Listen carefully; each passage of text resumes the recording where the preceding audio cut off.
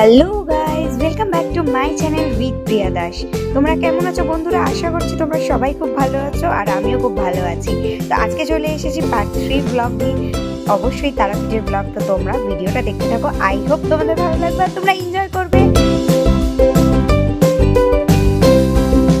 Hello guys, good morning, welcome back to my channel with Priya Das. আমি মিডিলেই বললাম, তো কোনো অসুবিধা নেই, ইন্ট্রো তো প্রথমেই দিয়ে দিয়েছি। আজকে থার্ড ডে অফ তারাপীঠ, মানে লাস্ট ডে। তো এই যে আজকে প্রথমেই ইনি আছেন আমার সাথে।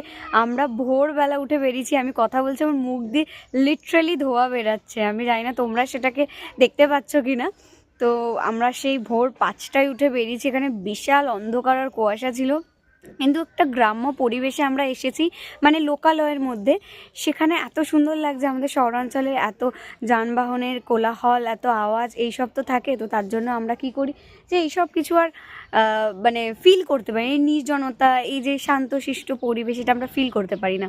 তো এখানে এসেছি, কিছু কিছু ভিডিও তোমাদের সাথে শেয়ার করছি। তো তোমরা দেখো, মানে খুব সুন্দর। মানে আমার ট্রাভেল ব্লগ হচ্ছে ঠিকই, বাট কিছু কিছু জিনিস আমি তুলে ধরছি, এটা ফর এন্টারটেনমেন্ট, তোমাদের জন্যই অবশ্য।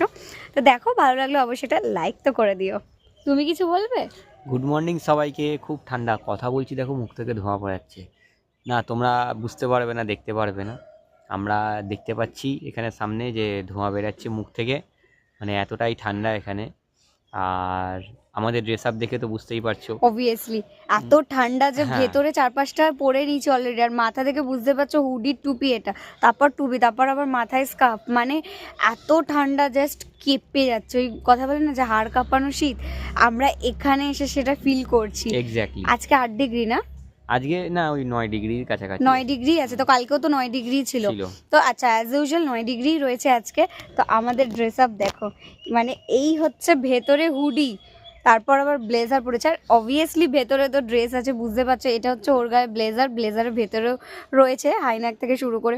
মানে এত ঠান্ডা কি বলবো। তো ভিডিও করব বলে আমার লুকআপটা দেখো, লুকআপটা দেখো আমার, দেখো এই যে এটা আমার লুক। মানে আমি একটু ভিডিও করতে ভালোবাসি বলে তো কয়েকটা রিলস বানাবো, তার জন্য এরকমভাবে এসেছি। তো কেমন লাগছে বন্ধুরা জানিও আমাকে কমেন্ট করে।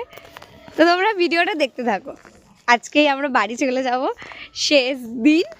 তো যাই হোক, মজা তো হলো, দুদিনে ভালো লাগে না। তো যাই হোক, এখন আমরা যাচ্ছি একটা জায়গায়, মানে একটা এখানে একটা দাদুর বাড়ি আছে। আমরা ওখানে যে আখের না, কি গুড়ের খেজুরের রস, সরি। তো ওখানে যে ওই যে খেজুরের রস হয়, হ্যাঁ হ্যাঁ, তো ওইটা আমরা খেতে এসেছি। এরপরের যে ভিডিও ক্যাপচারগুলো আমি করেছি, সেগুলো মুখে ব্যাখ্যা করার মতো কোনো ভাষাই আমার কাছে নেই, তবুও বলতে তো হবেই। এই সব রূপগুলো দেখে যেন আমার কবি জীবনানন্দ দাশের কথা মনে পড়ে যাচ্ছে। ছোটবেলা থেকে যতগুলো গল্প কবিতা পড়েছি, সবই যেন সেই প্রকৃতিকে কেন্দ্র করে। আর এখানে এসে ঠিক গ্রামীণ পরিবেশের মধ্যে সেই কবিরই সেই ছন্দ যেন খুঁজে পাচ্ছি, যেটা কলকাতা শহরে খুঁজে পাওয়া তো বিরল। আর আমাদের সেই দূষণের মধ্যেই নিজেদের জীবনকে আবদ্ধ করে রাখতে হয়। এই সুন্দর দৃশ্যগুলো যেন মনে হচ্ছে কোনো এক কবিতায় আমরা পড়েছিলাম, সেই কবিতাটি মনে পড়ে গেল।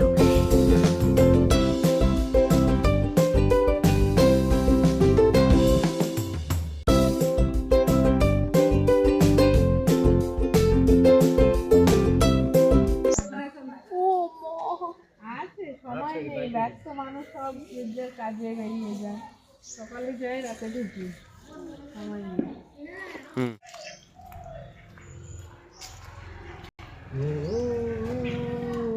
ভাবি পিছনে তাকাও, হাই বলো।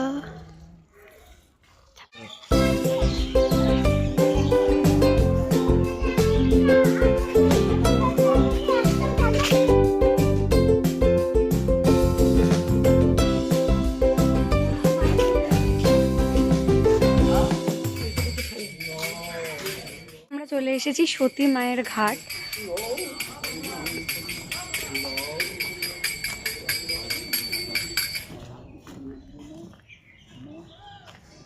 মায়েরা কিছু দিও মা, হরে কৃষ্ণ হরে কৃষ্ণ।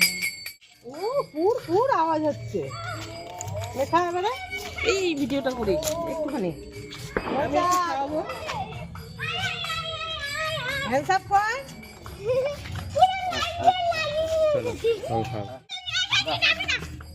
ও মা কি কিউট বাচ্চাটা। সো গাইস আমরা এখন এখানে ব্লগ করছি, একটা খুব সুন্দর একটা প্লেস পেয়েছি, তোমরা আমার সাইডের জায়গাটা দেখেই বুঝতে পারছো।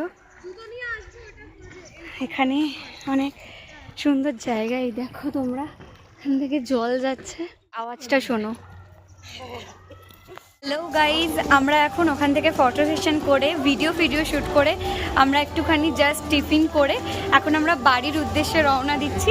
তো এখন আমরা এই হোটেলটা জাস্ট মানে চেক আউট করে নিলাম। তো এবারে আমরা বাড়ির পথে যাব, এবার আমরা ট্রেনের উদ্দেশ্যে আমরা এখন স্টেশনে যাচ্ছি। তো আমি হয়তো ভিডিওটা আবার এন্ড করবো, আমি স্টেশনে গিয়ে আমি ভিডিওটা এন্ড করে দিচ্ছি, তো তোমরা ভিডিওটা দেখতে থাকো। আর কি যদি ভালো লাগে তাহলে একটা লাইক করো।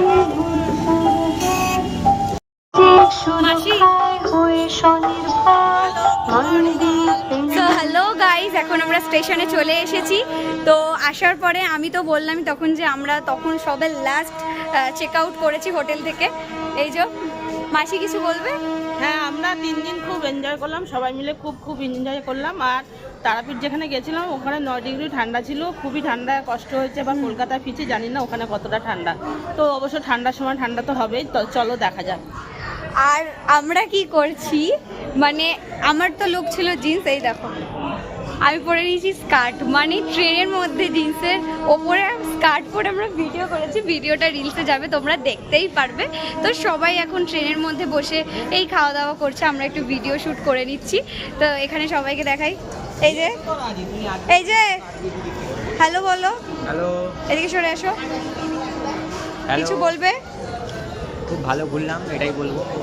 সবাই মিলে একসাথে ছিলাম এতদিন, বাড়ি চলে যাব, তার জন্য একটু মনটাও খারাপ লাগছে, যেহেতু অনেকদিন পর সবাই একসাথে হয়েছিলাম। এবার যে যার মতো যে যার কাজে আবার হয়তো 1 বছর পর দেখা হতে পারে, বাট তারাপীঠের উদ্দেশ্যে। আর যদি পুরী টুরি যাই তাহলে হয়তো এপ্রিলে দেখা হবে। কোথায় যাচ্ছি সেটাও তোমাদের সঙ্গে আমি নাম বলে দিয়েছি, আমি ডিসক্লোজ করে ফেলেছি।